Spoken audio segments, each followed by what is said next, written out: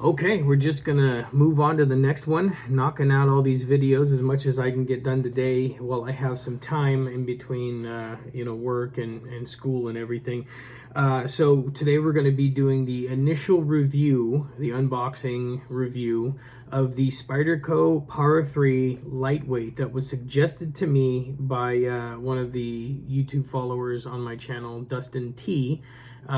Said he was interested in to show some promise. So I went on Wish like I normally do, looking for these because I like to try out the clones first. And what I actually found was a knife dealer. The name of the company's Deadwood Knives, and they're certified, verified, authenticated as authentic brand dealers. So I actually found a Spyderco Para 3 that is authenticated and verified as a real brand name product. So essentially, by all means, by the standards of Wish, it is a real Spyderco, right? I mean, every other Benchmade, every other Kershaw, anything that I've bought on Wish that's a clone has never come with the verification or the certification that it is an authentic knife. So that being said, I was still a little hesitant.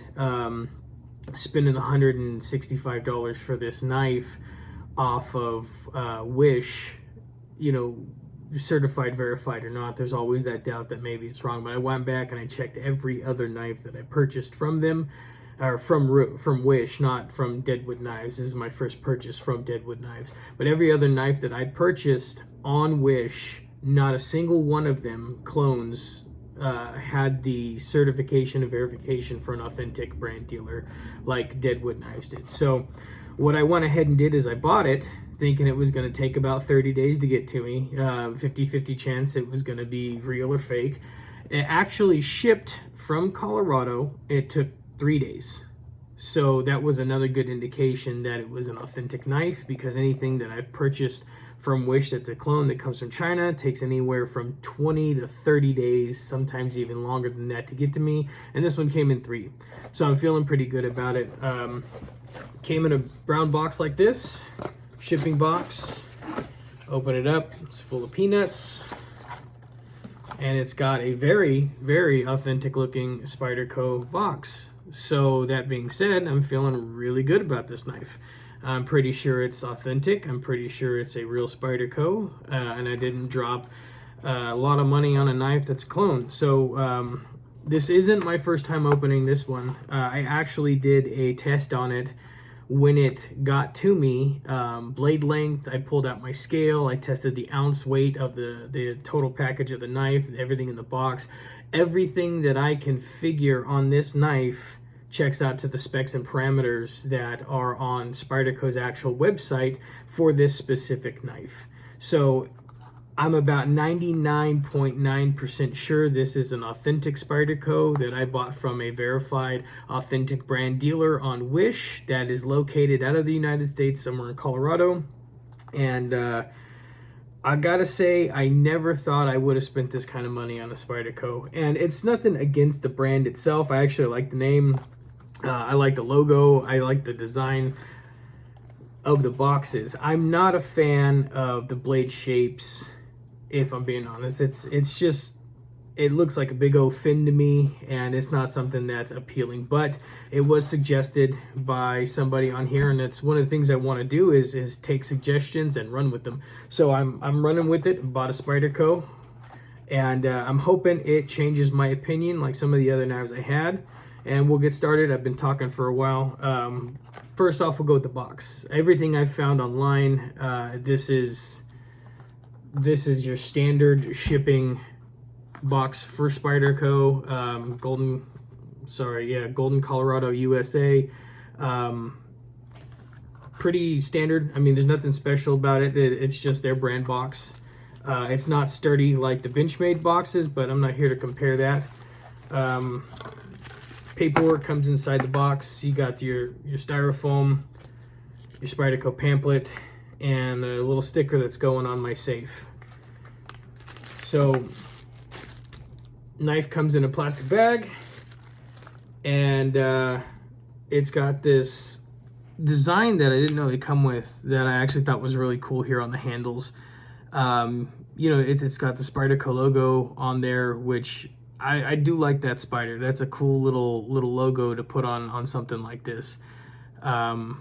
It's something I can appreciate right off the bat aesthetically, and everybody that watches these videos know that aesthetics for a knife for me, it plays a big part in if I'm gonna like it more. And it's kind of vain, I guess you could say, but I want to use something I'm gonna like looking at while I'm using it. So right off the bat, the handles aesthetically pleasing.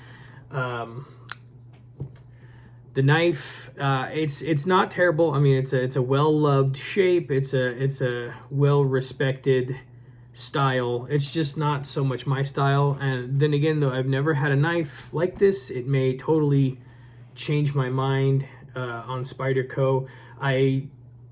First one I've ever had, so I see a lot of these people do these videos where they flick it open through that hole. I'm not even going to try that right now because I'd probably drop it on my desk here. But right off the bat, looking at this, I do have concerns of a big hole like that in a knife.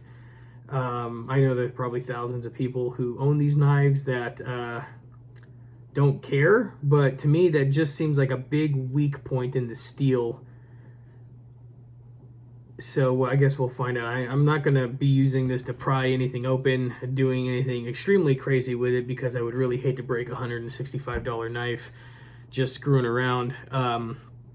But aesthetically, I guess moving forward, I could think about getting behind a knife that looks like this, especially now having one, holding one in my hands, feeling the weight to it, investing, I guess, time and money into it. I might find a little bit more of an appreciation for these types of knives.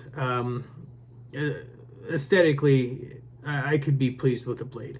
So overall, I do like that clip there. I don't see a lot of clips like that on knives, and it's fun. It's different. It's sturdy. It's got a good rise here. I won't have any issues with it going into my pocket. Should catch the fabric just fine. And that, I mean, there's just like no flex to those scales. That's a sturdy handle, very sturdy. There's no wobble whatsoever. It feels like a very stiff, very sturdy knife. It's got the compress lock here. Press it in to drop it down. I mean, it's smooth. There's no catch. There's no grind. There's no draw on it. Which is nice. I mean, obviously it's what you get when you spend money on authentic knives. You get better performance, but it's just getting over that hump. You know, spending hundreds of dollars on something you're essentially going to use until it's broken. I'd almost rather, you know, initially buy something cheaper knowing I'm going to use it to destruction. But anyways, so yeah, aesthetically, I could get behind this knife, having it in my hands, investing what I've invested in it. It's got a decent weight too. I was surprised when I pulled it out of the box. I thought it was going to be real lightweight. Obviously it's going to be unbalanced because you have a steel blade with plastic handles. Actually they're reinforced nylon, so they're supposed to be really strong, really durable. One of the things I actually liked when I was looking at the details on this, and it's a CTS BD1N carbon steel, which is apparently a really good steel that stays sharp longer. I mean, it can take a lot of abuse and have a sharp edge longer, essentially. So that's something I'm kind of excited about here with this one. It's got a decent fit. I wouldn't say it's like better than some of the other knives that I've had. It's got a decent fit, you know. It fits fairly snug in my hand. I don't feel any play or movement. You've got these swoons here in the handle that help keep everything wrapped in and secured. So it's a good fit for it. And functioning, man, like I tell you, this thing is smooth. You definitely get what you pay for, and comfortable. That handle, it feels good. It feels like you got a lot of grip the way that they designed it here. Like there's no slippage. You know, it's got a lot of grip to it back and front here. So yeah, I'm right out of the gate. I'll give it an 8 out of 10. And I know that's probably going to make some people upset, but again, I've got to get over the look of it. It's never been something that I've been interested in carrying. I don't ever like to give anything a 10 out of 10. There's always going to be something wrong with something, but 8 out of 10, a solid 8 out of 10 is my first impression on this knife. It's not super heavy, it's not super light. It fits fairly decent, comfortable in my hand. Aesthetically, having this in person looks a lot better than it does online for me. And functionality, I mean, it's smooth as smooth as a well-oiled knife should be. So we're going to do the sharpness test and just see how this cuts paper. I used to use paracord when I was doing these cuts, but I realized, you know, you're putting like a nylon fabric against the blade and you're pulling against that sharp edge. I don't really think it's going to give it the best visual. I mean, it looks good visually, but you can put a nylon rope on the edge of anything and you put enough force on it, it's probably going to cut through. Best thing that I've seen online for sharpness testing is how smoothly a knife cuts through paper. So that's what we're going with moving forward. So here's my sticky note. I mean, that was super smooth. Barely any resistance, just right there at the beginning, and then I just basically let the weight of the knife work. And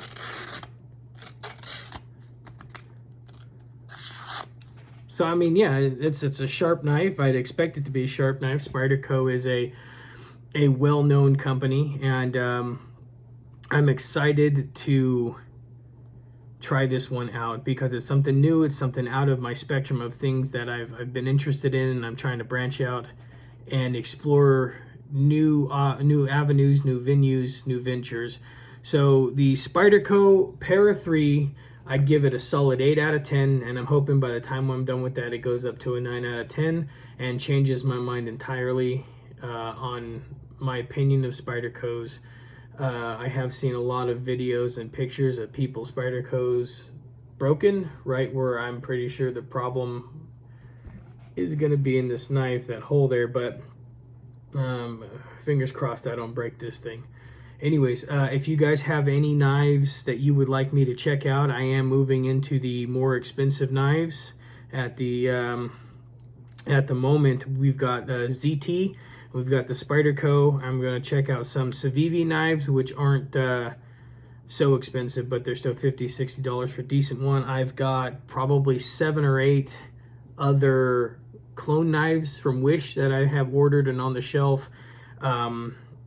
But we are going to start moving into some of the more authentic, expensive knives. And if I don't bang them up too much, I'm probably going to end up selling them off afterwards to help continue to buy more expensive knives, because I'm probably spent like $2,000 on knives in the last 6 months. So that's a little crazy when you think about it.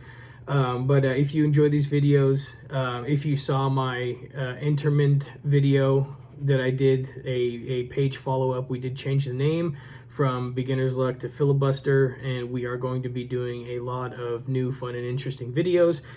So if you like and subscribe, we appreciate it greatly. Help us grow, help us reach more people, and hopefully entertain you guys a lot more and give you insight on products you're interested in. And Spyderco Para 3 Lightweight. This is an authentic, official knife. Every faction I can check on it has checked out, and it's certified and verified as an authentic brand name on Wish.